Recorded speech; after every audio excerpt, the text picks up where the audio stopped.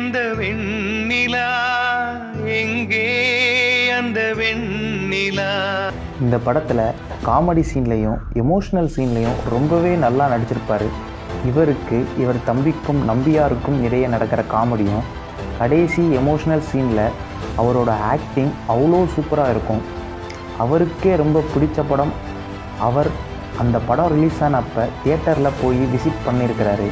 அப்போ அவர் சொல்கிற ஒவ்வொரு டயலாக்குக்கும் ஒவ்வொரு சீனுக்கும் கைத்தட்டல் இருந்துச்சு அப்படின்னு அவரே ஒரு இன்டர்வியூவில் சொன்னார். இப்படி ஒரு திறமையான நடிகர். ஆனால் அதுக்கப்புறம் வந்த எந்த படமும் ஒரு முன்னணி நடிகராக அவருக்கு கை கொடுக்கல. எந்திரன் படத்தில் ரஜினிக்கு டூப்பாக நடித்ததும் நம்ம மனோஜ் பாரதி அவர் தான்.